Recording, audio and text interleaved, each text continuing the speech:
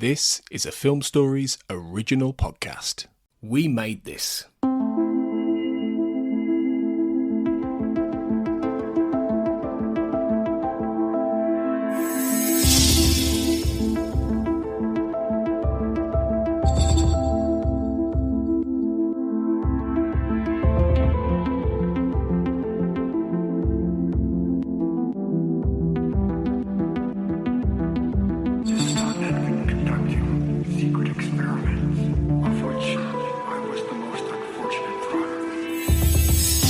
Welcome back, everybody, to the X-Cast. As ever, the truth is in here. I am your host, Carl Sweeney, and welcome to this episode of the X-Cast, which is discussing the first episode of Season 7, the Sixth Extinction. Really good to be back for Season 7, and I'm joined by my fellow co-showrunners, Kurt North and Sarah Blair. Hi, guys. Hi. Who are you going to call? It's so good to be back with you both. X-Casters! Yeah. It is good to be back. Season 7, we're here. You guys, I think I watched the wrong episode. Just kidding. Yeah. I mean, I watched it. I think I took notes on the wrong episode. It's fine. It wasn't the one with Skinner in the bubble bath, was it, Sarah, that you watched? No. That one's coming, though. That's coming later this season. Yeah, lots of good stuff coming this season. How have you guys spent the podcasting hiatus? What have you been up to? Kurt, what have you been up to? Sunbathing? Just chilling out? Preparing for the grand reopening of the world, basically. Yeah. That's the best way of describing it. Been really busy at work. Done a few podcasts here and there, Shipwrecked and Comatose. I've done a few recordings, but podcasting itself has been really, really quiet, purposely, because I've had a lot going on in personal and official life and professional life. So not too much. Have been kind of just doing the kind of the tail off stuff with Millennium on The Time Is Now as well, just kind of wrapping that up. So we've done the majority of that now, and there'll be some specials on the way. But mainly just like, doing 20,000 steps a day at work. So that's what I've been concentrating on. Yeah. That's good. I reckon 10,000 a day is what you should aim for, don't they? So you're doing yours and mine together. I wish I could aim for 10,000 steps. That would help. Yeah. Sarah, how about you? How's it going? How's life across the pond? Oh, it's going. It's going. I've been working on my book, so I've got book brain, and nothing is functioning except my words. I'm just putting all my energy into making so many words. I'm about to hit 60,000 on my rewrite, so it's a lot of words. My scrap file, I think, has over 200,000 words. Blimey. So it's a lot. Mm-hmm. By the time this episode goes out, I think the book will be finished. Maybe. Maybe. It won't be out, but maybe. No. Maybe it'll be finished. We'll see. It won't be out. The grand reopening Kurt referred to of the UK may or may not have taken place fully by the time this episode goes out. It's looking increasingly dubious as we record. In this uncertain world. These uncertain times. Yeah. It's, getting back to something. We're building a new normal, whatever that looks like. Yeah. Anyway. How are you guys feeling about the prospect of podcasting about Season 7, which is what we're kicking off here? Excited? Very. Interested. Yeah. Interested, I think, is the word for me. Let's break that down. Hang on. Excited, Sarah, because why? Well, spoiler alert, I already recorded the Goldberg variation with Cortlan yesterday. Yeah. That was a lot of fun. So I think I'm looking forward to Season 7. I like it. I like Season 7 a lot. And I think Season 6 definitely holds a special place in my heart because it's got a lot of episodes that I rewatch constantly. But Season 7 has some really fun episodes in it. So, I'm here for that. Yeah. And Kurt, you're interested, and that has a different connotation, I think. It has a slightly different connotation. It's one of the seasons I least like. My least favourite, I'll say, because I don't ever dislike a season of The X-Files, to be fair. I don't think any season's bad. But Season 7, for some reason, doesn't really have anything to grip on with for me. There's some great episodes. There is some fantastic episodes. Behind the scenes, I've already recorded the Millennium episode. That's not a great episode, but you'll listen to that as you get on, and that's more to do with Millennium than anything else. Yeah.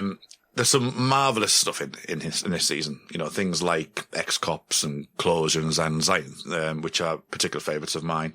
But then I just struggle every time I think of season 7 to think about the season as a whole and what episodes are contained within it.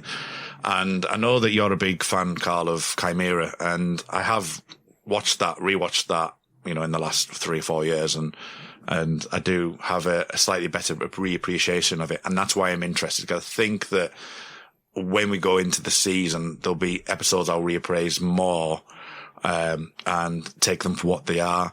I think that season 7 for me is a season. I talked about, season 6 being the greatest hits, just single after single after single. I think this for me is more like a fourth album where there's 5 or 6 good songs on it, and I'll just listen to them and never listen to the others. And that's probably the way I'll leave it. It feels to me that I don't watch season 7 enough. And I think the other side of it is that the either side, you've got season 6, which I think is a wonderful season, and season 8, which is a particular favourite season of mine. So yeah, it's going to be an interesting one. I like season 7, and I like it more than I used to. It's going to be interesting, I think, for us to follow up our coverage of season 6, because, and I think this maybe is what you're saying, Kurt, I don't think season 7 necessarily hangs together as well as a season as season 6 does. And I think it definitely hits lower lows. Like, I think there's a couple of episodes this season that are definitely amongst the worst the series ever did. You think? Definitely think so. Sarah might disagree on one of those. We might discover this as the season goes on. However, I think I might actually prefer season 7 to season 6 in some ways, because there's quite a few episodes here which I wouldn't say they're exactly top-tier X-Files, but I think they're solid outings, and I think they're in my kind of wheelhouse, up my alley, I'm thinking things like Rush, Signs and Wonders, Thief, Chimera. They're just good, solid meat and potatoes episodes, And it's interesting as well with the mythology, Kurt, isn't it? Because it's much looser, and we'll probably talk about that on this episode. And we'll talk about this trilogy a bit more. But I love Sane Anxiety and Closure. I love Requiem. I think On to Me has got a lot going for it, actually. So there's that, and I think there's just other episodes I really enjoy too. There's things like Ex-Cops and Jesuit, which are really fun. So I think we'll have a blast on the X-Cast this year. Do you understand what I mean about mythology, though? Yeah, absolutely. And as I say, we'll touch upon it. I think that even by reappraising these 2 episodes, coming up, that I've started to enjoy them more than I used to, which is good. But yeah, it's a fresh start. It's a false start in a lot of ways, and it does get continued on later in the show's run. But there's a lot here that could be mined and could have been done better moving forward. It's just the same, it kind of stalls after this season, really. But there's a lot of good concepts, I think, in this season for that. Okay, so like I said at the outset, we're here to discuss the Sixth Extinction, which is the first episode of the season, not the first episode filmed, but the first episode broadcast, of course. It follows on from Biogenesis. This episode was first shown on the 7th of November, 1999. It was written by Chris Carter and directed by Kim Manners. So, Sarah, I don't know if we should just bring you up to speed, first of all, because Kurt and I talked about Biogenesis with Darren. Yes, please. On the podcast. I have no idea what's going on. Clearly, I really have no idea what's going on since I took notes on Amor Fati, so it's fine. Mercury is retrograde, and nothing is going to go right, so we just have to expect that. This is an X-File. It's fine. But I did watch the episode. Okay. So there's that at least. Yeah.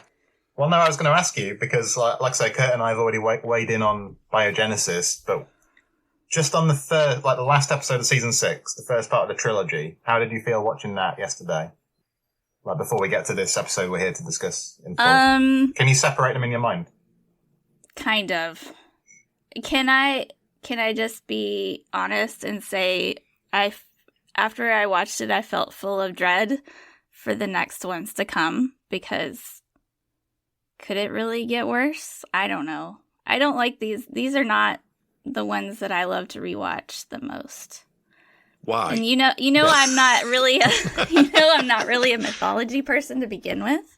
But this is a new chapter, it's all the other stuff, the Syndicate's not there. I feel like the mythology really peaked at Gethsemane and Redux. Those are my favorite, you've got like Paperclip and that trilogy, the Anasazi trilogy, which I really love. That's really good stuff.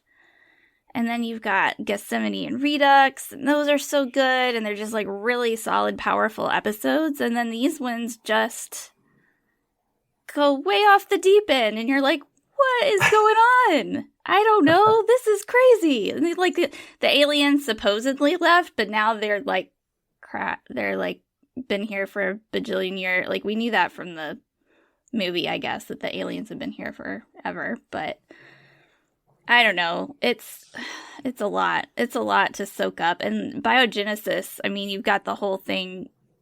Like, is that the one that or is this one the one that opens with Scully and she's talking about all the extinctions, and that's it just goes on. Yeah, it goes on forever. And I don't know. I'm trying to think of some really good things to say about it. Scully's hair looks nice. True. Yeah, I am not the person to talk to about mythology stuff because I have no idea what's going on. I don't understand. I think it's good. There were some monkeys, and somebody got murdered, and I don't know. So Kurt, our decision to go ahead and record with Darren with biogenesis and not Sarah, it paid off pretty well, I think. I think it did. You probably should have she's saying, strangely enough, though, she's saying some things are trying to explain some things that Darren said. Yeah. How do you mean? Because the episode itself, the trilogy itself is quite kind of unique pacing. It slows right down. It's different. It's more abstract, more spiritual. It's trying to conjoin two things together. It's a different pacing from what, like, a Redux. If you think about Redux, and we'll talk about John Finn shortly, he's doing his JFK impression, which is like literally, as I said, that it's one of my favorites. I love the circadian rhythm of it. I love the rhythm, of that scene. Whereas this one is very kind of slow paced, we mentioned it in biogenesis, it's Space Odyssey 2001. Aspects to it, there's all that kind of thing. It's a different beast altogether. So the fact it is a mythology, but it's kind of a quasi new kind of beginning. So it's interesting that way. I think it's a fair take, Sarah. I think there are a lot of people who probably feel similarly with these episodes. It's very Marmite, isn't it, in some ways, Kurt? I don't know if Sarah knows that expression. But, I do. Okay. I know, yes. And that is the best way to describe it. That is how I feel. Although I don't mind Marmite. I don't mind it. But this, not my favorite. Let's put you on the spot then, Sarah. So the Sixth Extinction, the one you were supposed to make notes on. Just some general thoughts and a mark out of 10. How bad are you saying these episodes are then, from your perspective? Are you saying, put a number on it for us? Well, as far as rewatchable, it's like a 1 because I don't ever watch it if I can help it. Like if I watch it, I'll watch it for the podcast, or so if I'm doing a rewatch, it would just be, on in the background and not paying attention to it. But as far as critically, I don't know, maybe like a 4 or 5, I guess. Well, it's better than, I did not enjoy Amor Fati at all. I liked this one. If I had to choose between the two, I would choose this one. So there's that at least.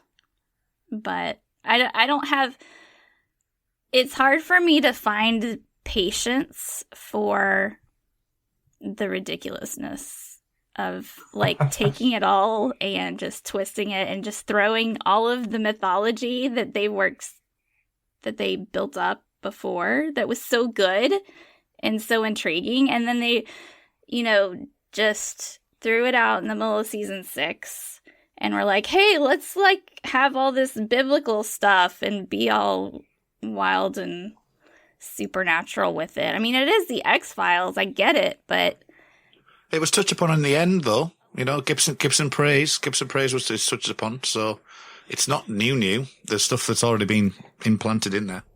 Well, yeah, but I don't know. I just have my headcanon, and I feel like they could have done so much after Redux that there's so many choices. Well, I think we know what you thought what happened after Redux, but...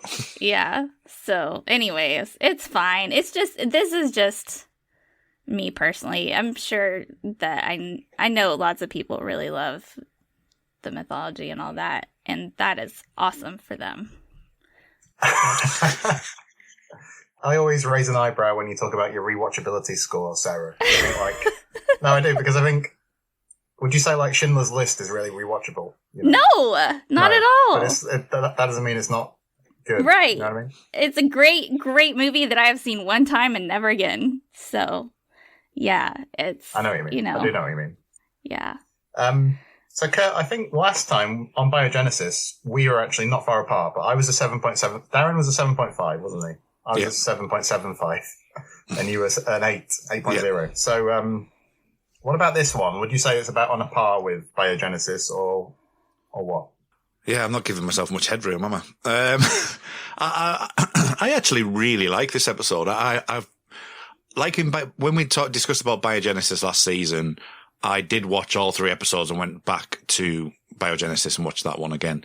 With this watch, all I've done is watch the Sixth Extinction, so I've kind of forgotten about Amor Fati, for a particular reason, because it kind of is separate. It's Foley guys. You should have just told me to forget about that one, because that was a mistake. Not watch that one. Sorry to interrupt, Kurt. It's all right. It's all right. She's angry. She's seething. She is seething. She's watched something she didn't even need to watch. That's it's even better. She could have been watching Zero Sum for the 1,000th time instead. So I would probably push this up to an 8.25. I actually really, really enjoyed this episode. I don't think I would have said that. And I think I have the same issue with certain episodes of the X-Files where I watch something as a whole rather than its individual parts. And yes, it's a slower pace episode. It's got some interesting discussions to be had with it, and I'm looking forward to discussing that. Mm-hmm. I like I like the idea that the roles have been reversed. It's Scully doing the investigating and Mulder's in the hospital, which is a nice little reverse on that. Mm-hmm. And the idea of the craft is ridiculous. I talked about the power of words in last episode, last season. And the whole 24 chromosome genome project, all that kind of thing, the Bible, the Quran. It's interesting. I've reevaluated that a little bit, but it's still a bit, okay then. And what it leads into, that's probably my worst part of it is what it leads into. Not necessarily right now. I actually enjoy it for the moment, but what it leads into in Providence, or whichever way around it is, that's by the by. But at least it is projecting that way. I just think we could have done more with it. So I would give this episode a 7. I think it's good, but I think it's the weakest one of the trilogy. And the reason I think that is I don't think it hits... I think Biogenesis and Amor Fati both hit some inspired heights, I'm afraid, Sarah. And I don't think this quite does in the same way, but it is an unusual episode. It's quite novel in its own right in some ways, I think. It feels kind of like an interim episode in some ways, between Biogenesis and between the Sixth Extinction 2. And I think at times it's quite difficult to kind of join the dots between all of them. So in Biogenesis, for instance, Kurt, we had Krychek skulking around in the shadows, but he's absent here until he reemerges in the next episode. Scully's in the Ivory Coast for most of the time here, so there's no follow-up yet on the Albert Hosteen stuff, although that will come in the next episode. You know, but the zombie stuff is kind of particular to this one, isn't it? Mm. So... In fact, on the zombie thing, I think Frank Spotnitz said something about, he compared this episode to a 50s monster movie. Because you've got Scully out there dealing with the bug attacks and the boiling sea and, you know, Barnes is going mad with a machete and all that kind of thing. And I actually like that. I think there's kind of a pulpy edge to this episode, which is a bit more prominent than it was in Biogenesis. And I don't think it's really there in Amor Fati because that episode's a bit more grandiose with its kind of literary conceit, isn't it? So... I'll say straight away, I think Amor Fati is the best of the bunch, though. So it's interesting that you hate it so much, Sarah. We might come back to that. There's a quote from Chris Carter. He says, I felt that with the Sixth Extinction, I was just playing a supporting role, and that the episode, essentially in the middle episode of a 3-episode arc, was just a transitional episode to get us to Amor Fati, which was really less about the mythology and more about Mulder's choices in life. So what do you guys make of that? Do you see what he means? Like, it feels like a transition rather than something else? I do. I think I'm watching it this morning. I kind of felt like it was a bit of a throwback to the beginning, the episode at the beginning. So it feels like it's a one-shot episode, really, and as it means to an end to a degree. It does feel self-contained, but I think that's, as you say, on purpose with the whole Amor Fati thing, that, you know, it's much more of a personal thing on there. It's not necessarily moving set pieces. I think Biogenesis did that with, as you say, with likes of Krychek, and, you know, there is actually something I never really picked up, and I don't know why on earth I've never picked this up before, but when Mulder's writing Krychkow on the hand, that was obviously a play on the fact you're going to write Krychek. Yeah. It just, for some reason today, was like, oh, hang on. They're trying to allude to the fact that it might be Krychek. Yeah. Yeah, it's fairly self-contained. So I think it's more delving into some of the, as you say, some of the more loftier things of like the Red Sea and the apparitions. And I know we'll talk about some of them shortly, but it does feel to me like it's almost exposition in a weird abstract way of like, this is the very thing, the monolith of 2001, like we mentioned last season. It's the monolith. It's the thing that's got untold power, but, you know, and it's kind of like just setting that up ready for something in the future. And Amor Fati's more of a personal story. So I can see that definitely. Does it bug you, Sarah, that, I mean, do you agree? Do you feel like these are all disconnected episodes? You know, they're kind of jagged and uneven, or?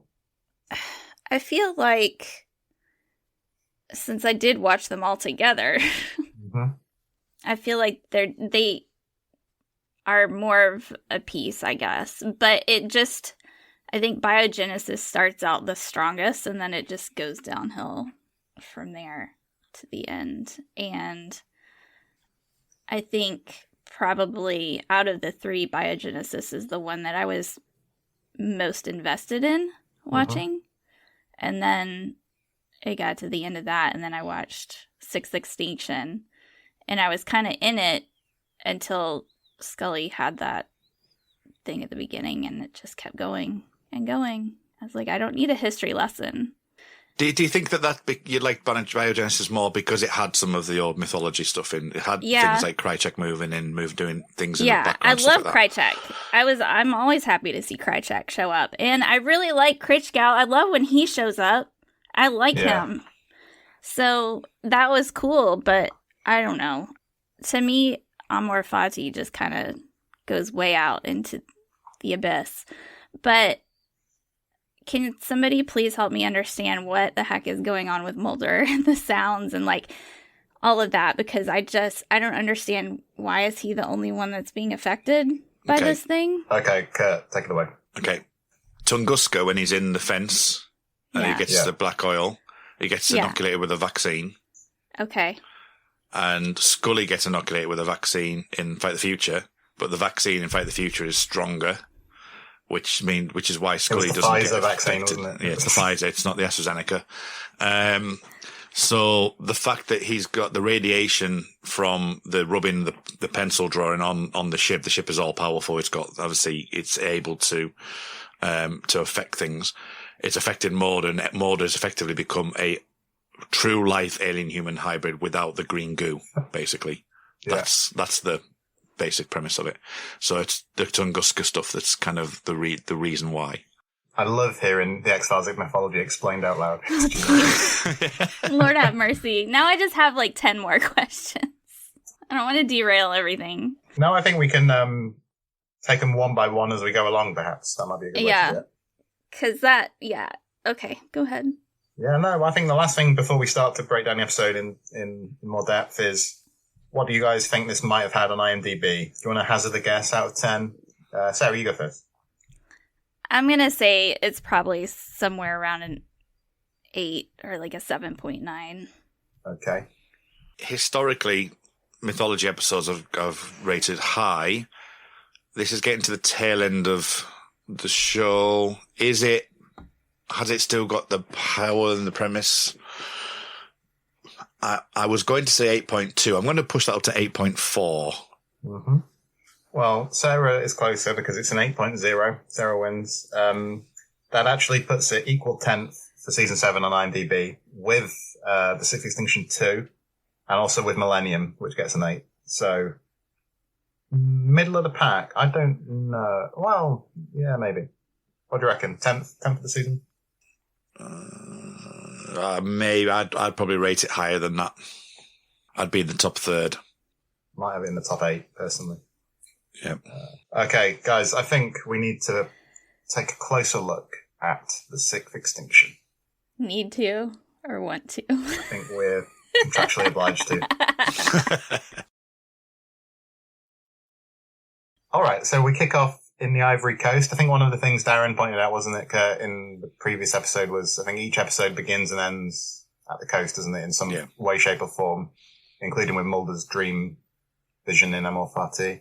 Apparently a different coast as well, because they couldn't get the original filming location, so... It's interesting.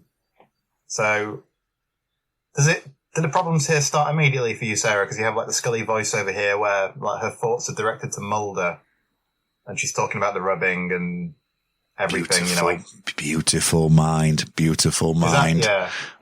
I came in search of something I did not believe existed, etc., etc. As she's working by lamplight. Is all that okay. a problem for you? I do like that Scully finally gets a voiceover. I mean, how many has Mulder had and like Deep Throat and like all of the other dudes? Like Scully finally gets, you know. And I miss the days where she would talk about the cases. That was always fun. That kind of reminded me of that a little bit. But yeah.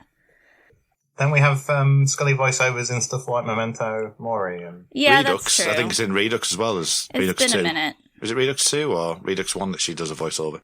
Yeah, well, she opens with Memento Mori and all that. That's good. But so not finally, but you know, like it's been a while since she had one. So welcome back, I guess. I'm trying to find nice things to say. So like, just let me have this, guys. Yeah, it's good. You sound incredibly positive. It's true. Well, it's an interesting mix, Kurt, isn't it? Because in addition to that, it goes on to be about this like bug attack, you know. And I think some of the stuff in this episode, it's kind of lifted from the Book of Exodus, isn't it? I believe. Mm. Yeah. So you guys have seen Singing in the Rain. Yes. All I can think about in the biblical plagues and everything is Moses supposes. And it just, like, it got on in my head and replayed. Moses I was like, plagues. Supposes, aroses, but Moses supposes erroneously. That one, yes. Yeah. Just for It's Kurt's been, benefit. like, on repeat. Moses supposes. Yeah. And it's just... So, that didn't help me like this episode anymore. Okay. So it's all Gene Kelly's fault. It is. Well, I was going to say, Kurt, like, how does this teaser grab you? Because, you know, she's overcome by the bugs as the teaser ends, although it's not really followed up on that much, but... Yeah, well, there's a couple of things, and I don't know whether to bring it up now, but I will. I don't know whether to bring it up, but I'm going to bring it up. I like it. It's an interesting play. It's interesting that we've got a year out of Millennium, and we've got the piano kind of feel vibes, like Goodbye to All That at the end of Millennium is a very similar kind of tune. So we've got that hanging over. We've got a little bit of this biblical plague stuff, which Millennium dealt with, in itself. So I think it's interesting in that way. And you could see potentially it's maybe a bit too overt for Millennium to do something like this. It's more abstract than that. But what really interests me is the apparition that Scully gets, because Scully in the past has always been able to see these apparitions. I'm thinking of obviously episodes like Beyond the Sea or the episode where she gets the voodoo thing in season 2. Fresh Bones. That was going to be the one smart thing I had to say is that Scully gets I'm sorry. I'm so sorry. Keep going. You're doing fine. Well, we can talk about this discussion point. I know it's later in the episode, but the apparition in the car, which obviously then talks about which opens up the question of the fertility, that question, which is where a lot of people will say that's where the fertility in the car, yeah, because the apparition touches Scully at that point and says, "This is not your truth," or whatever he says there.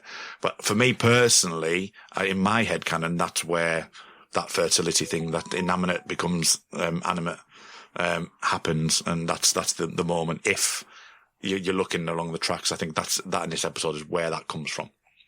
See, the version of the theory I had heard is that it's just the proximity to the ship that restores her fertility, because we see that in this episode we see the fishes that have come back to life, don't we? Yeah. And I think Chris Knowles has talked about that before, and I quite like the theory that I like that. It's definitely come from Chris. It's definitely not me. It's come from that. But on reappraising this, on rewatching it, it just jumped out at me that yes, the proximity of the ship is there, but there's a particular moment where it's directed directly at Scully, and I think that for me personally, that's in my head canon. That's where I can go with it. Oh, that's fascinating. How does that grab you, Sarah? What do you reckon? I mean, I didn't realize that, but that's kind of cool, I guess. I mean, I still don't understand, like, the vaccine stuff, but okay. Like, stuck on that. Yeah. Well, because it just, I don't know. So Scully because if she gets her fertility restored from the ship, but she's immune to the aliens, but it's fine. Yeah, I think it's a cool theory. I'm going to go with that. I don't know about all of the fertility stuff, really. I don't really like that plot line very much. I think the reason a lot of people like that theory is that it minimizes the role that the smoking man may have played, isn't it? That's what kind of people think. Yeah, so I can definitely appreciate it.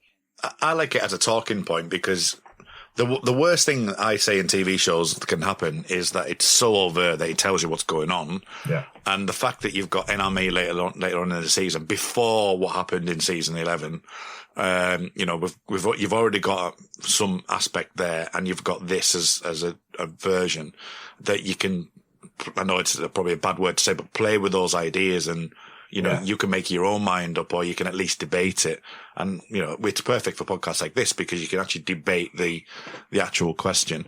The fertility thing, I think because with Mulder being infected by the virus, that's him being infected by the virus, and it's the brain aspect, and it's things in the junk DNA, or whatever you want to call it, being activated, whereas the fertility is just, it could have been any human person could have been there and could have had that, because it's, they mentions that, what they're called, the Eminem, I can't remember what they actually called now. Eminem. Slim Shady. Enemists. The one they believe that everything has got life. So plants, animals, that everything around you is living and sentient and the like, which is really interesting concept. Is in itself is interesting from that point of view. So, if something can be, re-energized or revitalized because of that, then that's just an interesting concept. Yeah. Well, so the microchip got rid of her cancer, but she didn't get her fertility back. Is that right? Yeah, because her ovums were taken, weren't they? Okay. Yeah, Mulder was carrying around in his pocket. So she just magically got new ova from the spaceship? Yes. Okay. Potentially, unless you believe another theory on that. Yeah. Okay. After the teaser, we have Mulder in the hospital and Skinner talking to the doctor, don't we? Skinner! Yeah, well, this is the thing. So the idea is that Mulder's brain's going to die over time. He's non-responsive at first when Skinner goes in, but then he launches himself at Skinner and he passes him that note, doesn't he? He says, "Help me," on the bit of cloth, it looked like. So that's kind of what I'm surprised at with you, Sarah, with these episodes, is that we actually get a lot of Skinner, I think, in this one in particular, don't we? Yes. And I thought you'd be more into that. Well, I do like Skinner, and yeah, no, it's fine. I like Skinner, but I think the presence of Skinner is really great, but it's negated by how much Mulder is suffering, and I don't like Mulder suffering. It makes me sad. And I don't like to feel sad feelings. But see, for me, I struggle with it, because Skinner in this episode, and it has echoes of Requiem in this as well, where, Skinner's the one that actually pushes Critchkow to go harder, to go find the truth, because Skinner's willing to believe Critchkow isn't. And for me, it's a really push on Skinner becoming their ally. And we know he's obviously he's being held back by Krycek, but the fact that Skinner's willing to believe that he's able to like take that extra step now, that he's willing to go that far. And Mulder playing off that with Critchkow, which is, we'll talk about that in a little bit later on with the actual scene themselves, which is really interesting to me. So I like it for that. And as I say, I like the echo of that in Requiem. But what I particularly like about this scene is, and I was thinking about Anasazi when I thought about this scene in the hospital, I need to write some of this down, is that the fight ensues. So, bearing in mind that, you have people who are, sort of amped up and, are stronger than what they could be, and Mulder throws Skinner to the wall. And you're thinking, well, Skinner had him in a headlock in Anasazi when he wasn't quite there or whatever, but he was drugged at that point. But then Skinner is physically being choked, right? And Skinner says, "I don't want to hurt you." Yeah. He's actually physically on top of him. And I'm going, yeah, Skinner's just lying there. He could easily get out of this at any moment in time. I just love that. I just love the fact that it was just so underplayed. It's like, "I don't want to hurt you. You're choking me. I'm bleeding, but I'm not want to hurt you," which I thought was incredible. Why I love Skinner so much. He loves Mulder. He loves Mulder and Scully so much, and he's willing to like go up against Krycek and the nanobots to help them. But I mean, he doesn't want to hurt Mulder. My heart. Sorry, I just needed a second to swoon there. That's fine. I think the basic pattern we get for this episode is that we go back and forth, don't we, between the hospital and then what's happening in the Ivory Coast. And in the latter storyline, Amina Ngabe turns up, played by Jenn Kennedy.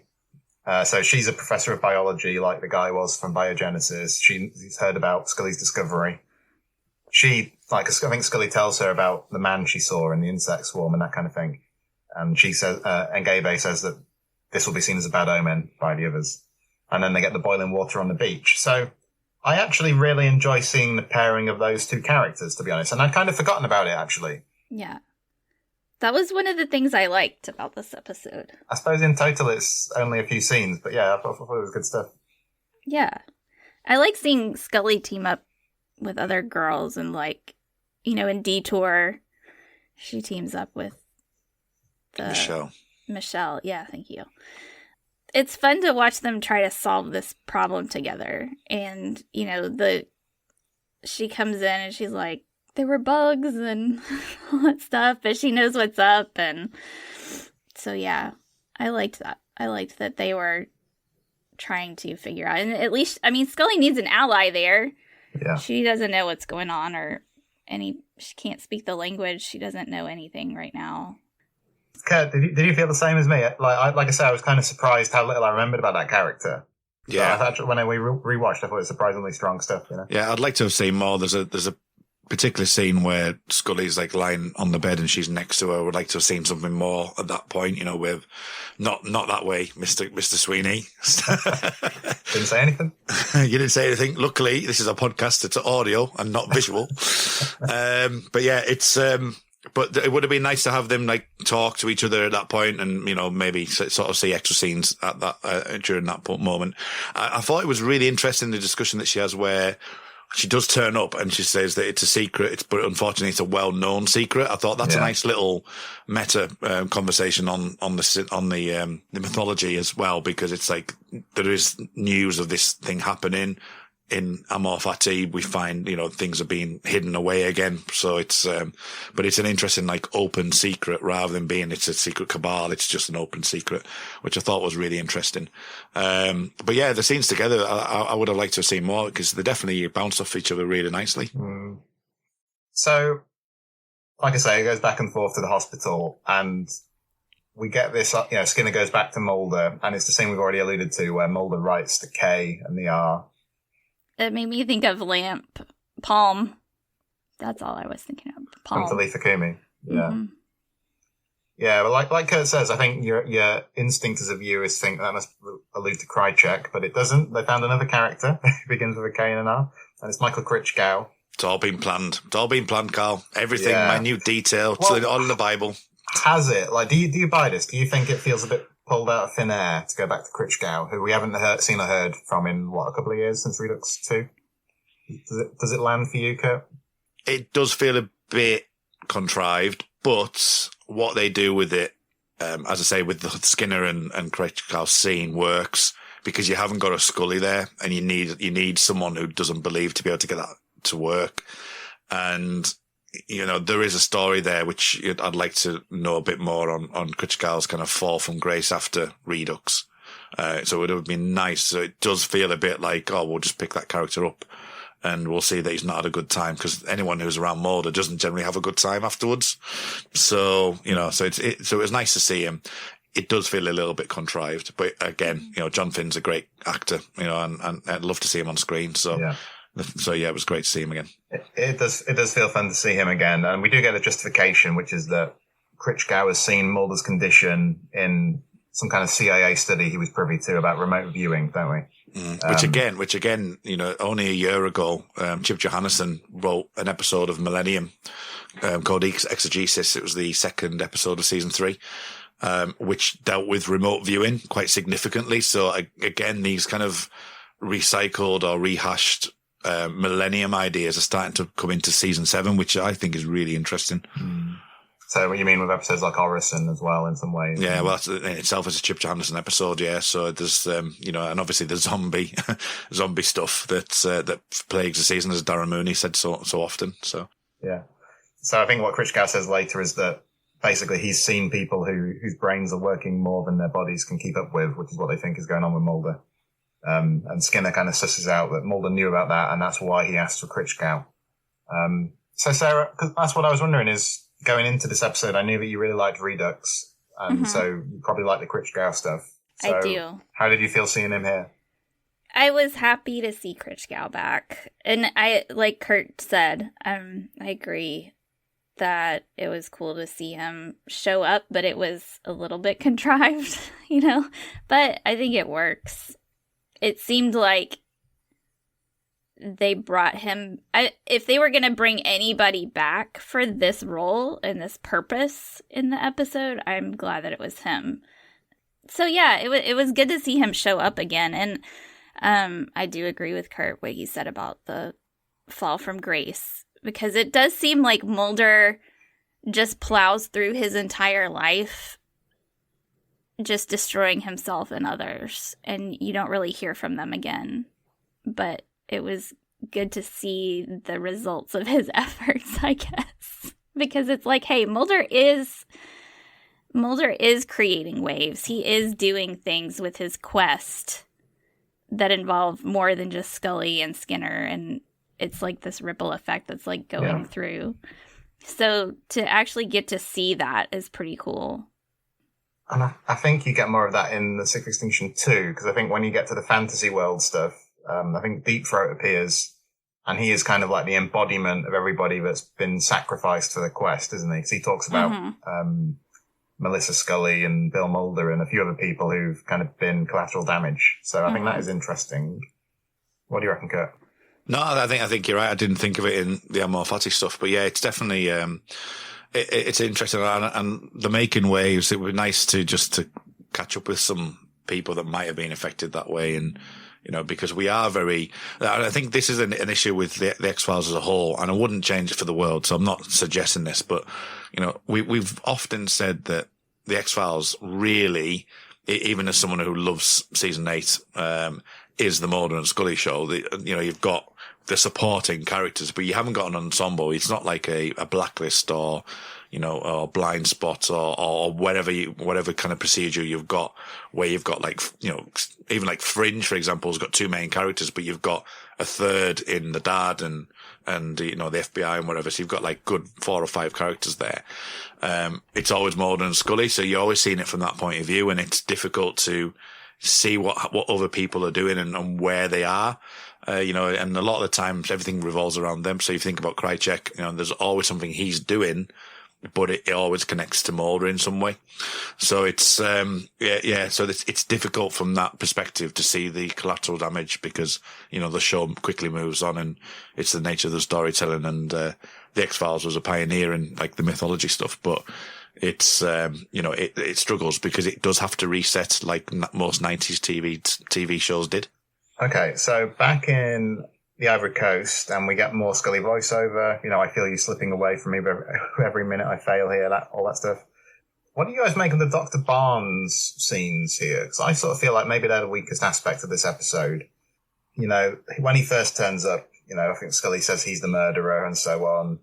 We get the sea of blood and the vanishing man is seen again by Scully. But yeah, Barnes, I don't know. Sarah, were you, I don't know.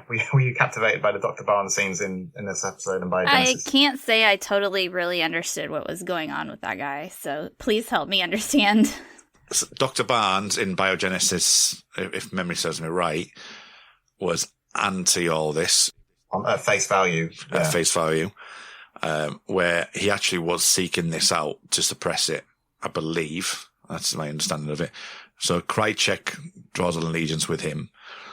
I think the open secret thing obviously gives us the fact that Barnes can get there and he wants to have it. And it's kind of similar to what Krycek wants. It's like, I want the discovery. I'm the one that wants to be able to tell the world this. I'm the one that wants the power.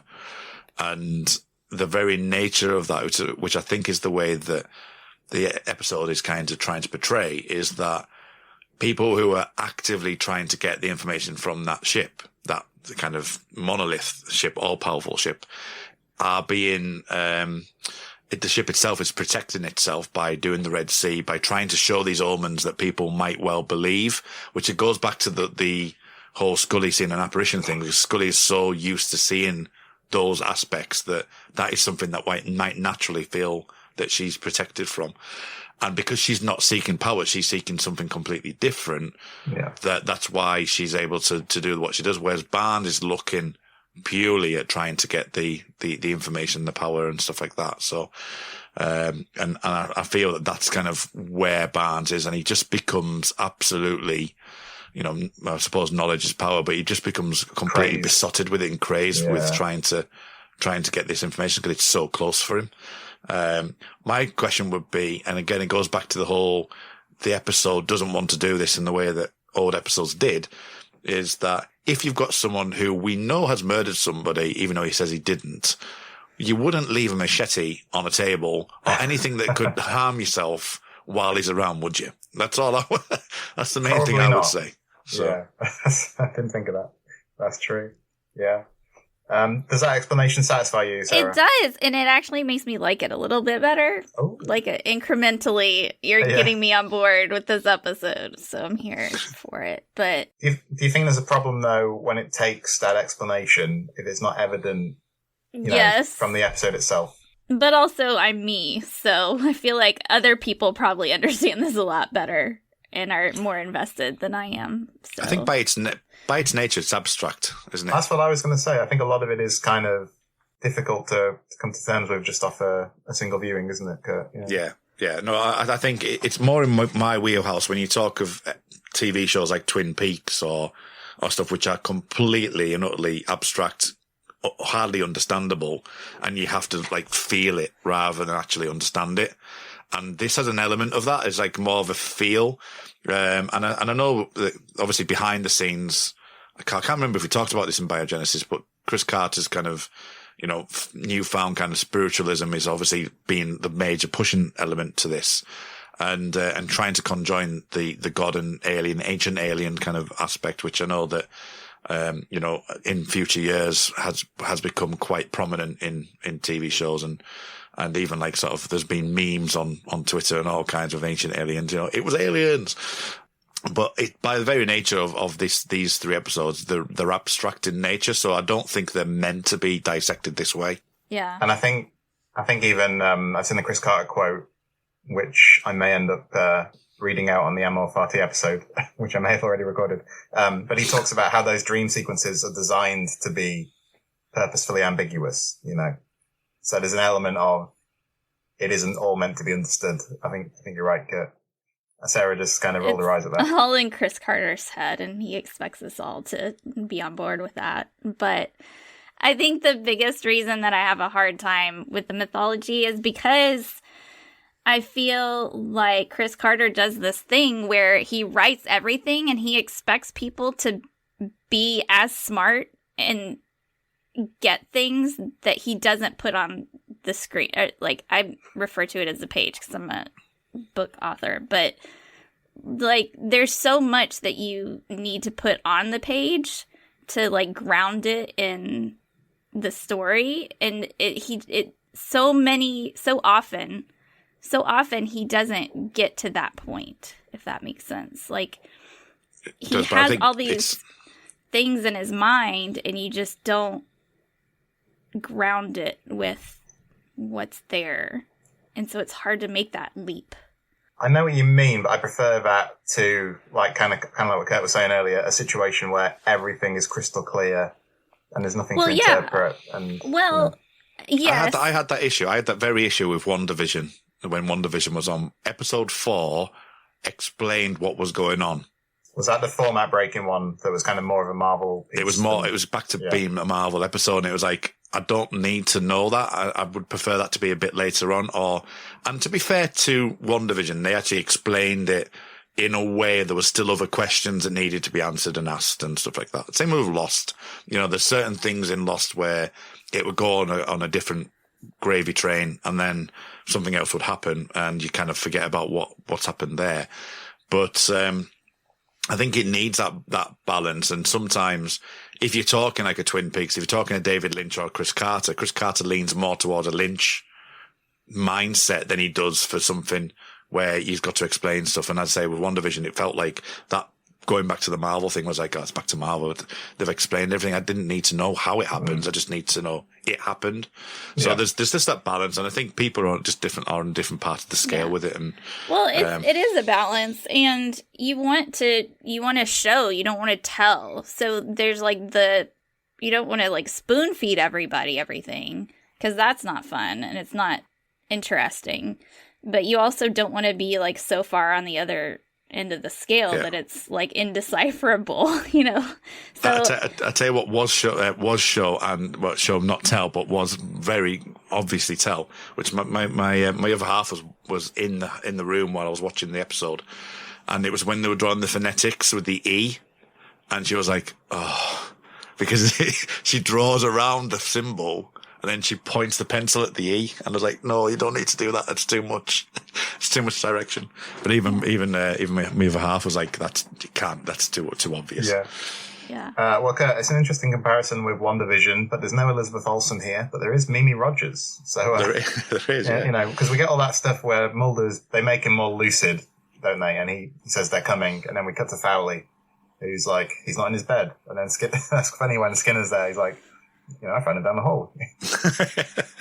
I don't know. We got a couple of interesting moments involving Foley, and I think there's a good scene later on, which we'll come on to. But I like the moment here where Skinner's like, "I'm his boss," and then he like nods at Foley. He's like, "And hers," you know, kind of putting her in a place.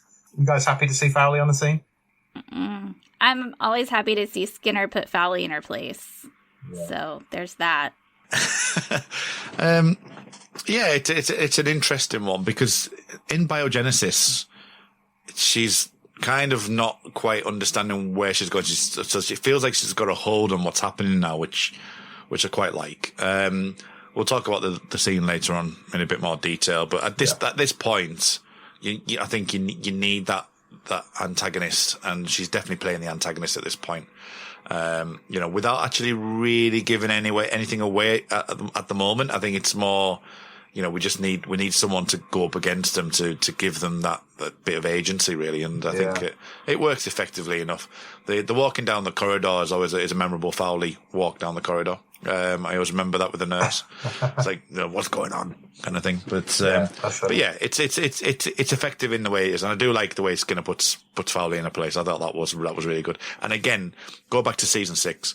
If we had more Foley and Spender on the X-Files, it would have had more play with it. It's just the fact that that's the only time she like disappeared for an entire season, and then it's like, oh yeah, she just shows up again. Like, ugh. Yeah. I agree. I think it would have been nice to incorporate them into more episodes because there's that clear division, isn't there, between they turn up in mythology episodes only, it seems like. Yeah. I mean, Spender, there are a couple of exceptions to that, but Foley, not really. So there's some stuff about the craft, isn't there? Like, we're going to the Scully voiceover when they're piecing everything together. This is where they talk about how they found passages from the Bible and pagan religions and that are somehow imbued with power. Panels representing human chromosomes, and Gaby says it's the word of God. So, were you struggling to follow this stuff, Sarah, and to get on board with it? Yeah. Is this the episode where the piece flies into the Bible? And, That's in Biogenesis. Okay, I liked that part. That was cool. I like the idea of the. Okay, what is there? Didn't Scully have a special name for it? I feel like there was a special name for it where it's people, we come from other planets or whatever, panspermia. Panspermia. That. In Biogenesis, yeah. It's a weird word, but that.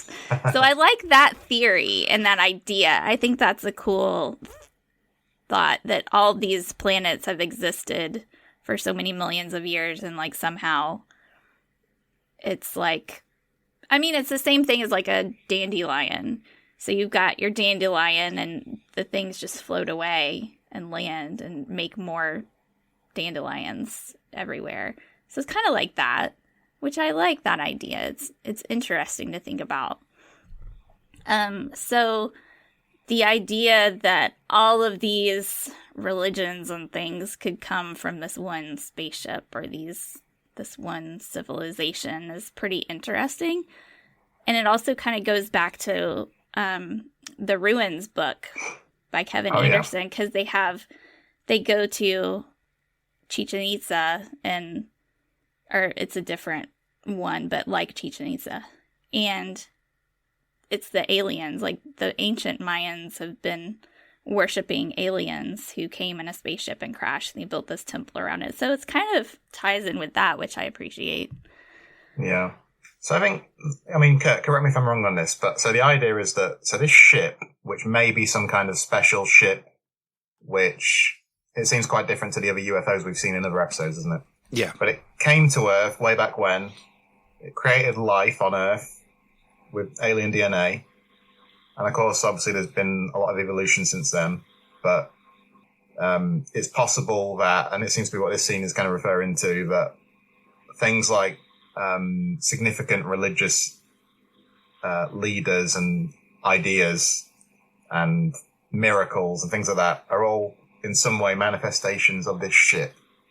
Is that your understanding of it? And my question is, I suppose, as a follow-up, does this make for interesting drama in the sense that it is all quite a bit abstract, isn't it? And why should we care where life came from? As long as we're here, it's all good. Yeah, well, that's the thing, because I think the one bit we're missing with this, I'll come on to the stuff on the ship in a minute, but the one thing that we're missing is that this doesn't necessarily mean that the aliens that we've had in the past are any different. This could be a different species. This ship could actually be something completely and utterly alien to them as well. That it just happens that this panspermia kind of idea that, that this kind of monolith has appeared in multiple variations, and around the universe or whatever, and this created life wherever it's been. So it's not necessarily the aliens that we've been dealing with before.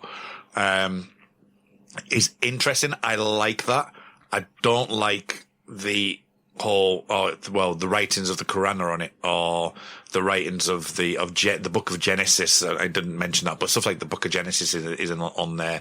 How to create chromosomes is the map of life, because that in itself, it's been too explanatory, and it's it's just not. It's not feasible talking about not being grounded. That doesn't ground it to me. Whereas if it was this, this something just so alien to us that, this could potentially be seen as a thing from God or whatever because of what it can produce or can do, then that would be different. I just think that the explanation just really kind of sends it off in a direction I don't particularly like about it, because it just feels like it's too convoluted, it's too exposition heavy for that. The fact that all the languages are on there and stuff, it doesn't really transcend for me in that way. So I think it's interesting as well that I've been watching some documentaries recently about the beginnings of life and things, and I'm not a scientist and I'm paraphrasing what was said, but apparently that one cell had invaded another but managed to survive in the cell itself. So there was one cell with two things in there, and that's what created life. And we don't think, obviously at the moment, there's no evidence to say that's happened anywhere else in the universe, kind of thing. So the fact it is that, like it was said in biogenesis, you've got that spark, that one thing that doesn't happen anywhere else in the universe to create life. If that monolith, that UFO, was to create that, then I can be on board with that. But as I say, I think having the Quran, having religious texts on there, having scientific knowledge is just a way of telling the audience where they want to go with it, which is basically Scully, as a scientist, finally saying the word, I think it's extraterrestrial. That's kind of what it's coming down to. Yeah, but also that's not how languages work. I mean, I study language because that's my job. So the history of language is that it starts from this thing and then it evolves and changes. So the fact that, you can have, and yes, the Quran is an ancient book, but it's not that ancient. And the fact that you would have all of these different languages that they could read at this point, it's not a Rosetta Stone. I mean, they want it to be the Rosetta Stone, but it's not. And so, you can't just have something that's supposed to be billions of years old and, spawn, because where would those passages come? None of it makes sense. From, as far as language evolution goes, none of it makes sense.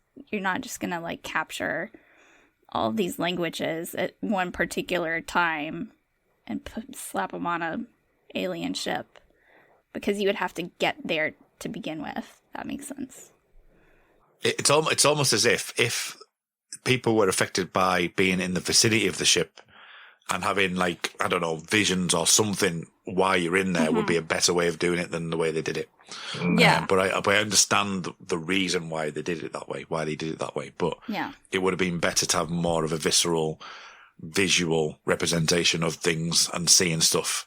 Like you would maybe get in Millennium, for example, in Frank Black's visions, when he does get all these visions in his head for, either an apocalypse coming or serial killer murderer.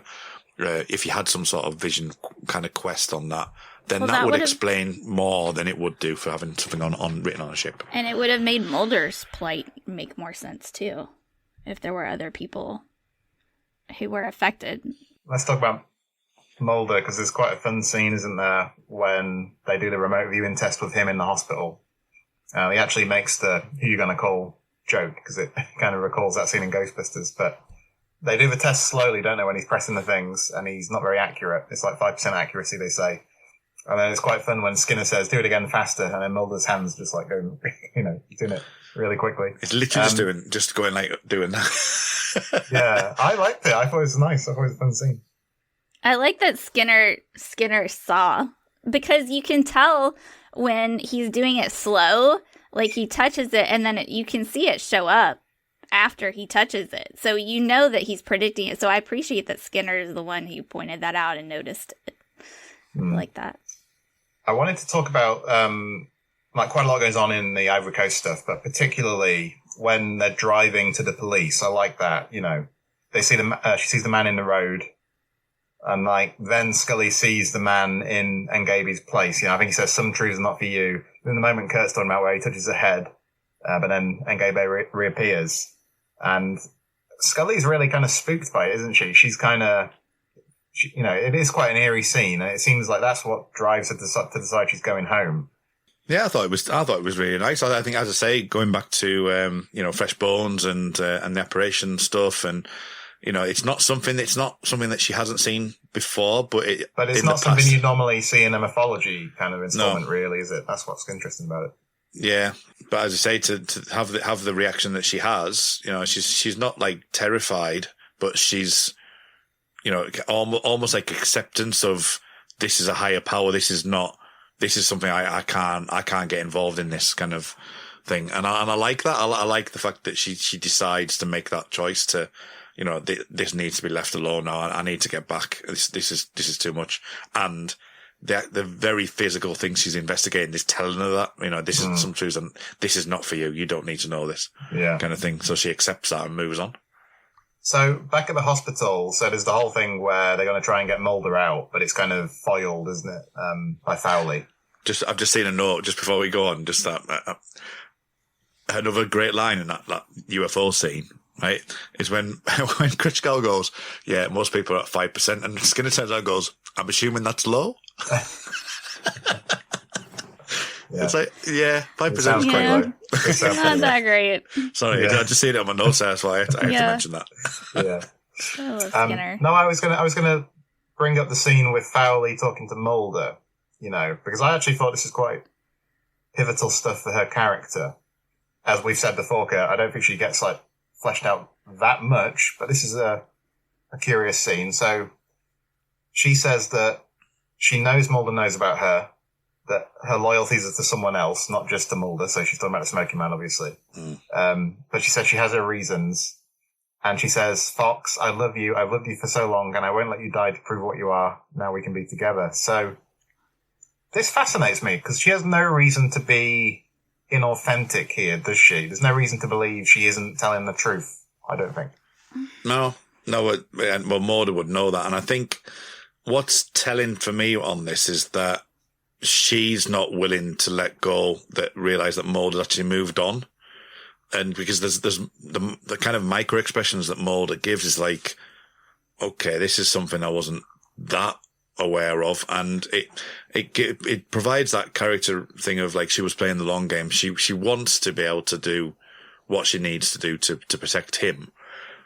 And this is the part of her story arc I think is really effective. I think it was really good. I'll still go back to the fact that it wasn't written well. And it could have been so much better, but there is that, it's like, it's unrequited love in her, from her perspective, because it's like, she does love him. She left him. She went to Berlin. She got involved with the cigarette smoking man because she wanted to get to the truth, but she was willing to do something that Mulder wasn't. And when it comes round to it and she finally accepts that and gets to this point, that Mulder's quest has completely changed and it's in a completely different direction now. So she's saying that for herself more than anything else. You can talk about how right or wrong she was, which, she was probably wrong to do that, to what she's done over the past, 20 years or whatever it was.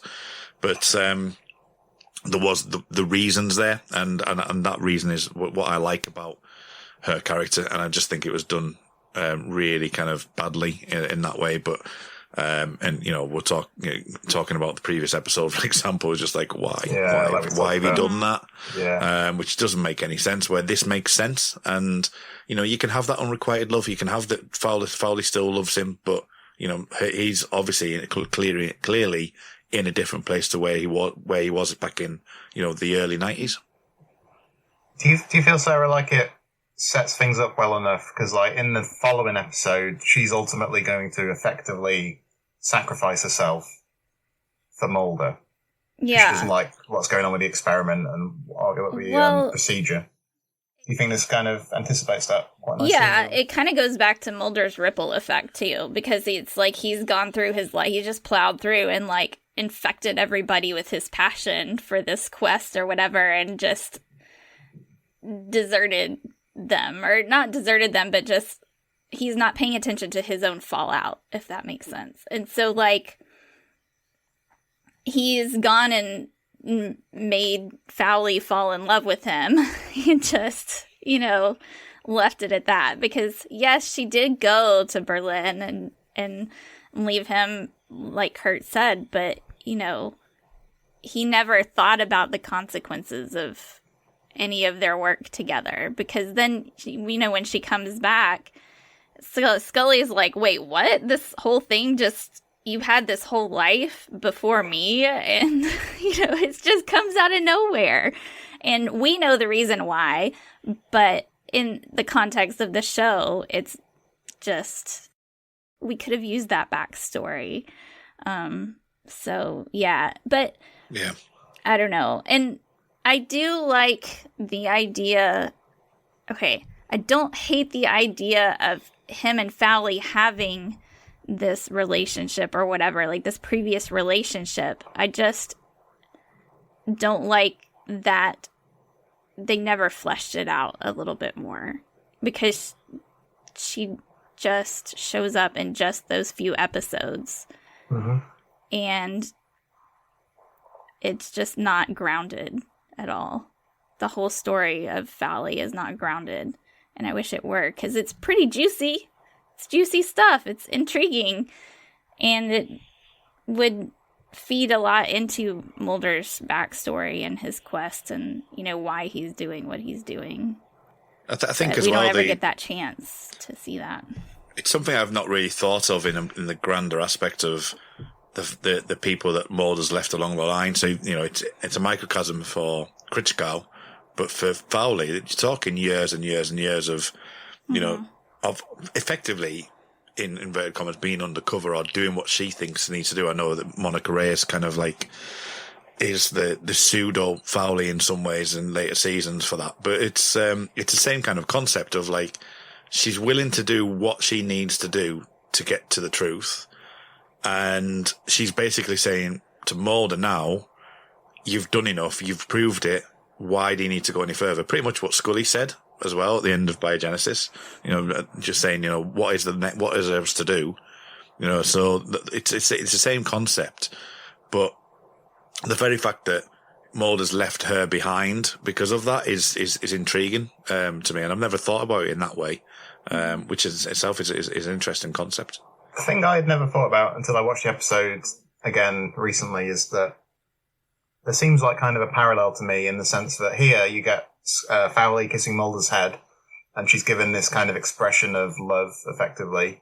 And then at the end of the Sixth Extinction 2, you get the lovely exchange in the doorway between Mulder and Scully, which also has a forehead kiss. So I don't know if that's an intentional kind of rhyme between the episodes, but I just never noticed that before.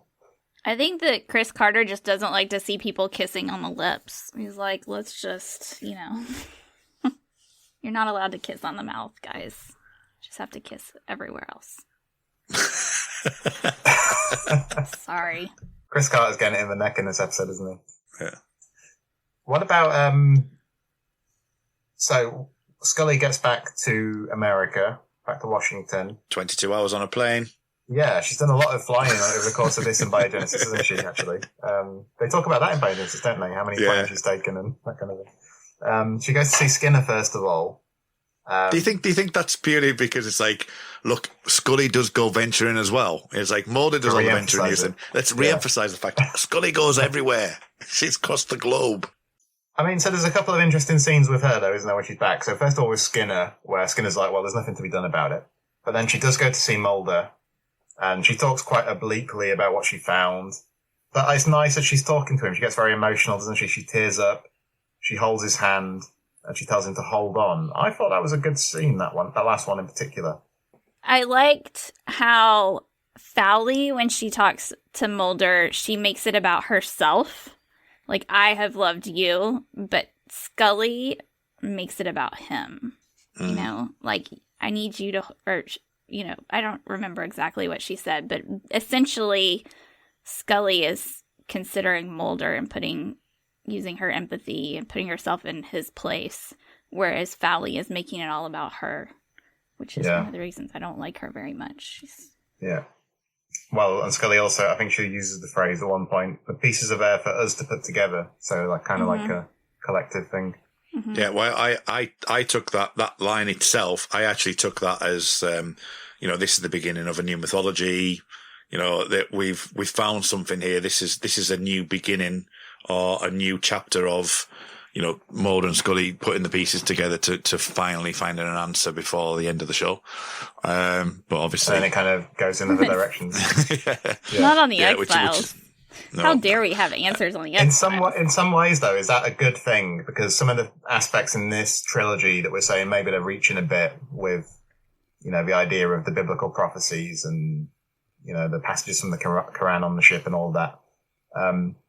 Because those ideas largely stay to one side now, don't they, going forward until season 9 in the two-parter in season 9. But if they had really pursued this as a new path, we might have ended up with more of that kind of thing we don't really like. Do you know what I mean? Yeah. And maybe it's better off quite self-contained in this trilogy. Yeah. I kind of feel like so many times Chris Carter just said the phrase, "Wouldn't it be cool if," and then fill in the blank.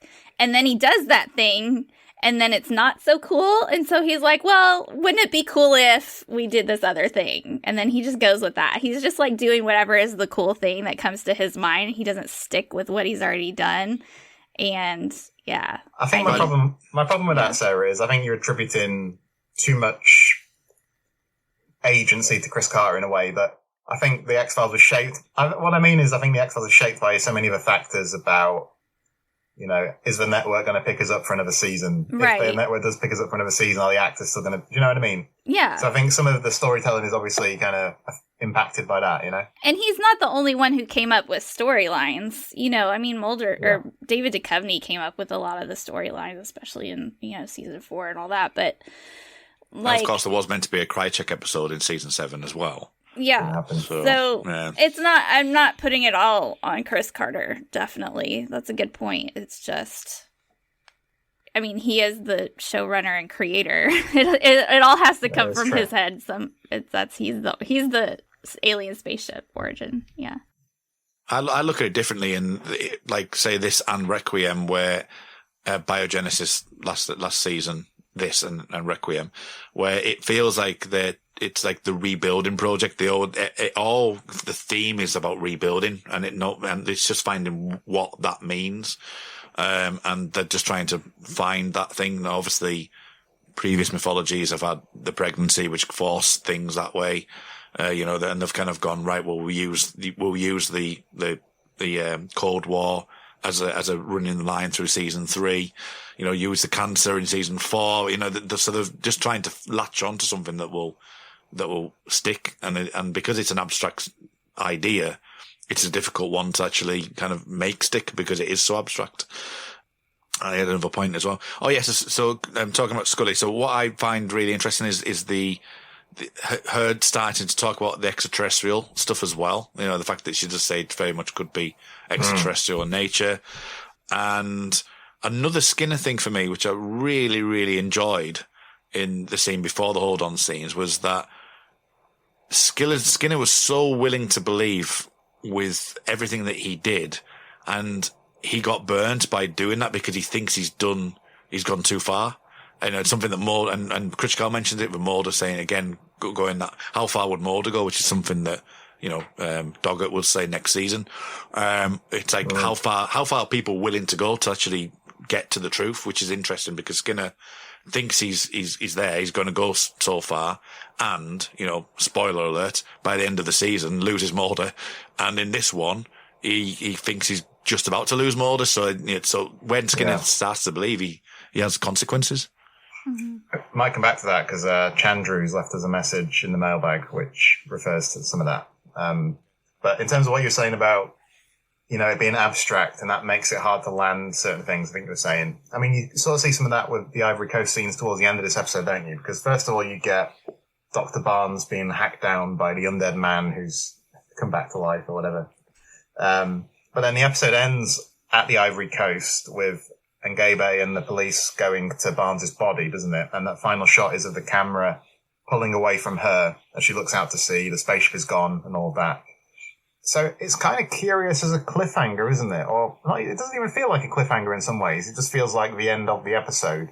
It doesn't have the punch of some of the to-be-continued moments we've seen elsewhere on the series. And I actually quite like that. I sort of feel it fits this trilogy fairly well. I think it fits it quite well. It's an interesting thing for Dr. Barnes himself.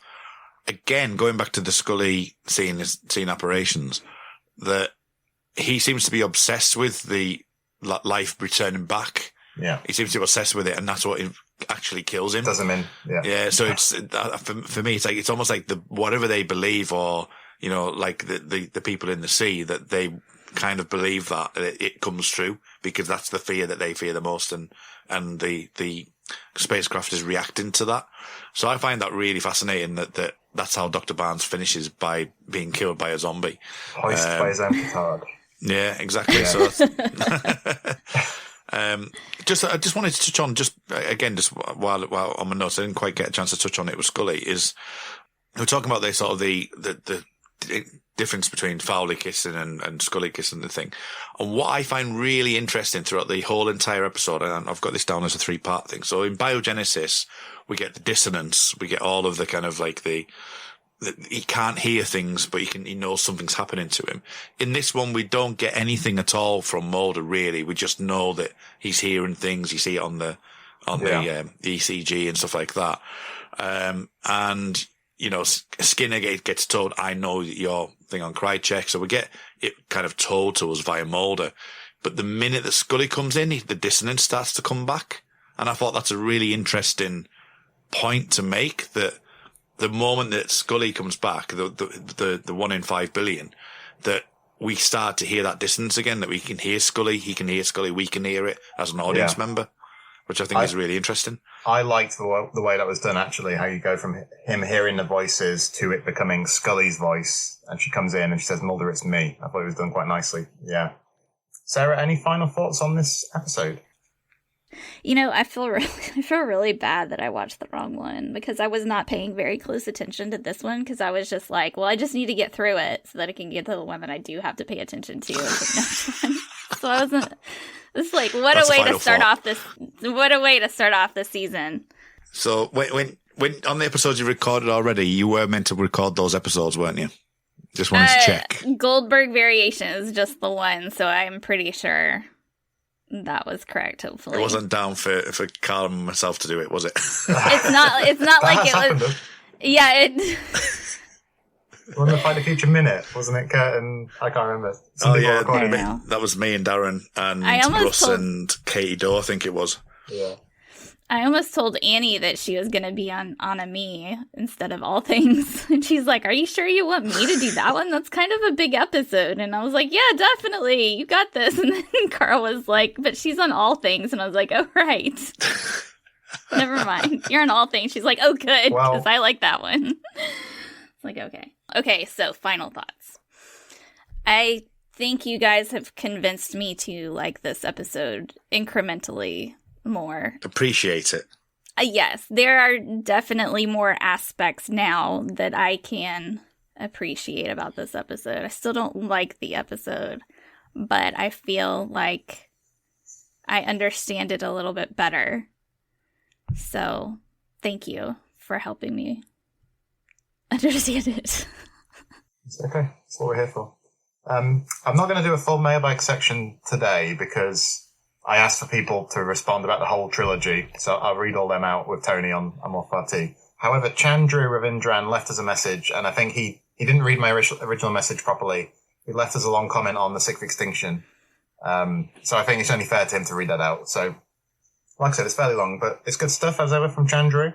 He says, this episode is superficially enjoyable. I really enjoy the direction that this episode and Biogenesis take the mythology, but they ruin it by, of course, having the craft vanish at the end of the episode. I love the music, especially the use of the Plague track from Fight the Future. Watching Skinner desperately trying to help Mulder is pretty riveting, and it's generally well made. And the mysticism angle is generally very creepy in a way the mythology rarely gets to be, I think. But wow, the writing. I think the underlying story is good, but the delivery of said story leads to one of the most poorly written episodes I can think of that is not an outright bad episode. So much of it feels unnatural or melodramatic in a way that screams, this is for the trailer. Here are some examples. So some of these we might have talked about, some we haven't, I don't think. So, number 1, Mulder determining that Michael Krichgau is the only one who can help him. What? Where did this come from? Even though I enjoyed him returning, this felt like it was completely pulled from Mulder's ass. I mean, we talked a bit about this one already, guys, but in a word, like fair or unfair criticism?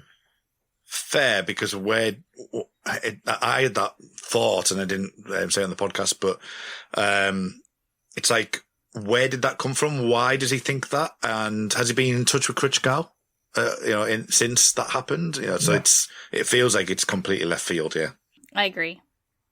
Totally out of Mulder's ass. Point 2. The whole "it has power, it is power" exchange. It all sounds fine and dandy in that super flowery Chris Carter way, and it was used heavily in the promo material for this episode. But the conversation doesn't actually go anywhere other than in circles, and it's brought down by the fact that Scully and Dr. Ngabe let Barnes get the drop on them. Which I think kind of is what you were saying, Kurt, with them leaving the machete out, isn't it? So fair or unfair? Fair? Fair. Fair. Mm-hmm. Okay. Always put the machete on the table when you're going to use it later, by the way. Yeah. And Scully with a machete is all right. That's a power move there. That's from Chekhov. What's the I was going to say, Chekhov's machete. When you introduce machete in Act 1, it's going to be used by the end. Right. Point 3. So Critchgow was brought unwillingly into the fold by Skinner, who is adamant that he helped Mulder, so Critchgow grudgingly agrees. Then within about 20 minutes, Skinner is suddenly very hesitant about doing anything, and Critchgow is completely gung-ho. It all leads to another made-for-the-trailer moment where Critchgow yells, "Well, how far should it go? How far would Mulder go?" But that dialogue is so melodramatic because the characterizations are all over the place here. Fair or unfair? I'm heading towards unfair on that one. Yeah. A little bit. I get what he's saying, but Skinner's in a world where he's not used to, and he's wanting to believe, he's just struggling to it, and I think it's an eternal struggle more for Skinner. So I get it, and I don't think that Critchgow's really going, how far would Mulder go? It's like, how far would he go? How far would Mulder go? I would a bit more nuanced. I'm a bit more lenient on that one too. Yeah. Do you think that Skinner doesn't believe, though? Because I feel like it's pretty established that he does believe. And that the whole purpose of him trying to, it's not so much him not believing, it's him having faith in his own opinion that he believes. It's he's having an inner struggle with, he believes it, he's just not there as, like, he's not completely 100% committed to it because he's still a bit apprehensive about it. He believes in the supernatural, but not aliens yet, so... Right? Well, no, I think from the very thing of, like, you're not thinking hard, and if with Critchgow, going back to that scene where Critchgow, where Mulder's pointing at Critchgow saying, you're not willing to go that far, you're not willing to believe, and Skinner is willing to believe. Critchgow's never believed it was UFOs. He's always thought it's a UFO propaganda. Yeah. Where Skinner's willing to believe it, but to be able to physically say it, and we get that a lot in season 8, don't we, with Skinner, where he knows what he saw. He keeps saying, I know what I saw, but he's apprehensive about actually physically saying it. Verbalizing it. Yeah. Gotcha. All right. So Chandru's final point is the final conversation where Scully asks Mulder to hold on. It feels like a conversation that's trying to replicate the magic of some of their major moments from episodes like Memento Mori, Redux 2, and Patient X, but it feels half-baked. It's like she latches on to hold on as her mantra for the entire conversation because the writers needed a hook, and she just keeps repeating it. It ends up really cheesy. Don't get me wrong, it's phenomenally acted, just not well written. So I'm going to say unfair on that, because I actually like that scene quite a bit. I think on first watch, I would have said unfair. I think the more I see it, the more I'm kind of immune to its draw. So I think it is fair? Partially fair. Yeah. Unfair. Oh, interesting. Sarah, I wanted to give you a chance to vent and to make use of your notes on the Sixth Extinction 2 before we go. I'm going to be back with Tony talking about that soon, but you said that's the one you'd liked the least. What is it about that one that really got under your skin? Okay, first of all, I don't care for when they use dreams as, like, a plot device. So, like, you have this whole thing, and it's, like, all in Mulder's head, and it's like, this isn't really happening, and that annoys me. Okay, so one of the things, this is just a random thing from my notes, because it's the biggest written. When they're doing, like, the brain transplant or whatever, like, what even is that? And the guy's like, and he's like, are we ready? Gland. To what? The pituitary gland is where the black oil kind of like goes around. Isn't that the pineal gland? The pineal gland. That's the word. They're taking that out because that's the aspect of him, of Mulder's newfound powers, and they're implanting it into cigarette smoking man. Oh, for fuck's sake. That's where they're finding that DNA. So he's trying to, because he's his dad, because they kind of forced the idea that he's his dad at that point, because it's always been alluded to, that he's going to take over, the smoking man's going to take his quest over and deal with it himself. So I wrote, this episode is so fucked in like big giant letters. Because, for Pete's sake. I don't know. You won't like the Twin Peaks return then. Yeah, I don't know. I wrote like a whole bunch of notes on this, but I like that Critchkow is back. I like the one part where Skinner he literally tells Scully, I am in a compromised position. He's talking about Krychek, right? He's like, I can't do this because I am in a compromised position. And she still doesn't get it. She's still just like, what? I'm like, Scully, he literally just told you. He just told you he can't do this because he's compromised. Like, listen to him. He says everything so plainly and they just don't listen. Drives me nuts. Will you do me a favour, Sarah? Will you listen to mine and Tony's discussion of Amor Fati, and will you see if it changes your mind at all? Yes. And also, what's that one part where he's dreaming? I know it's a dream, but then cigarette smoking man just like opens the window and like everything is on fire. The whole world is like being destroyed and on fire. And it's just like, oh my God. Like I was just done. Yeah, great moment. Really, really good moment. Yeah, really good moment. One of the best of the show's run.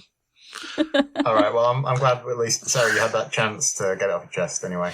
Sorry. When are we going to hear you guys again? I'm on the Amor Fati main episode. Kurt, you'll be back soon after that. I'm doing a bonus episode on the Last Temptation of Mulder is what we're calling it. So I'm not quite finished with this trilogy just yet, but you'll see me on the main show on Millennium, I think is the next one, or Rush. I think Millennium first and then Rush are the next two that you'll hear me on. So Sarah, you said the Goldberg variation. So is that the next one we're going to hear? That's the next one I'm hosting, but I think I'm coming back before that with you guys, right? No. Am I? First I've heard about it. Okay. I think we're back, aren't we? Is it the Amazing Marlene we're doing together? Yes. Okay. So, yep. No, I'm back with Cortlan. Yep. Cortlan and I are doing Goldberg variation. So that's going to be fun. Definitely look out for that one. Cortlan had some amazing things to say, so I'm really excited for you to hear her thoughts. I'm excited to hear it.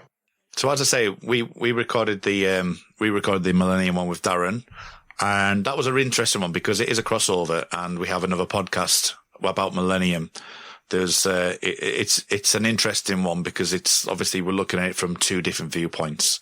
So it's an interesting one to talk about, and when people, I think Katie Doe had said something like, if Millennium's all about zombies, and me and Darren are both going, it's not about zombies. Millennium is about zombies. If that's the only thing you've ever seen. If that's the only thing you've ever seen, then you might think so. Yeah. So that's when you'll next see me on Millennium. Yeah, looking forward to that. Looking forward to the bonus episode you're doing as well on the Sixth Extinction 2. That's going to be very fun. All right, let's just do quickly social media stuff then. I'm CKJ, at CKJ Sweeney on Twitter. The podcast is at the X_cast, and you can find us on Facebook as well with the Basement Group, and Instagram as well. Sarah, where are you online? You can find me on Twitter at Sarah L. Blair, and on Instagram at author.sarah.blair. And yeah, there you go. Very good. And Mr. North?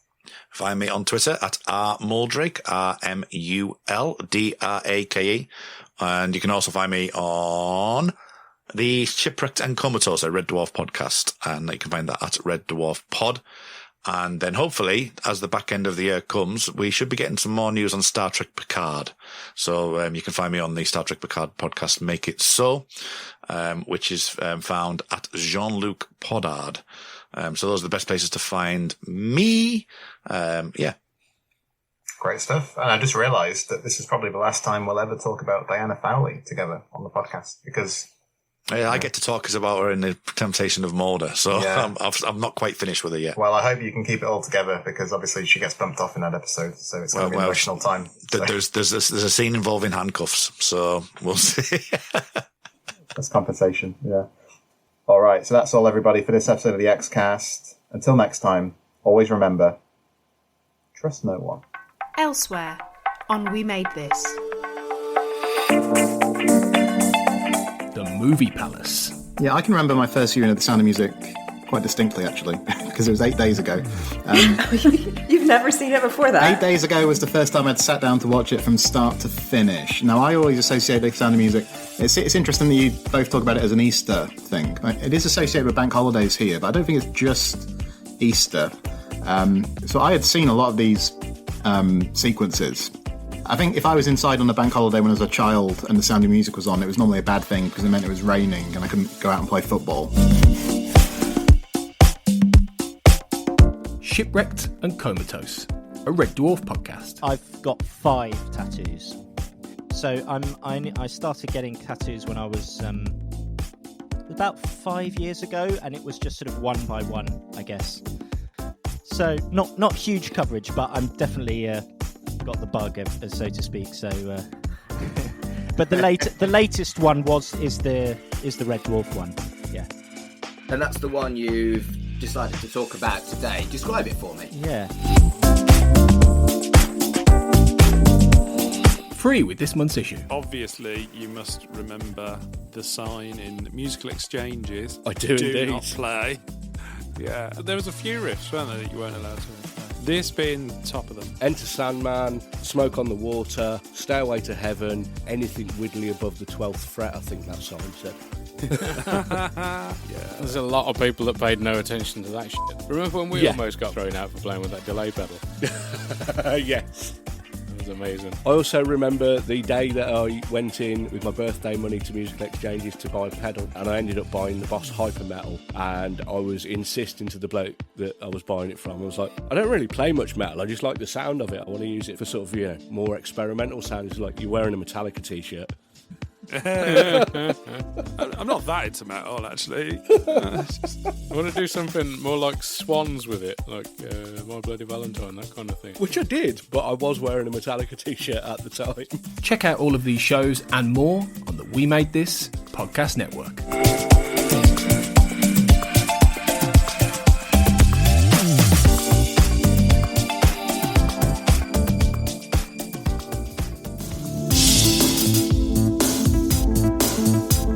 The X-Cast and X-Files podcast was created by Tony Black and is produced and hosted by Carl Sweeney, Sarah Blair and Kurt North. You can find the podcast on Twitter at the X_cast, on Facebook by typing in the X-Cast, and in our group, X-Files Basement, the X-Cast podcast fan group, and on Instagram at the X-Cast pod.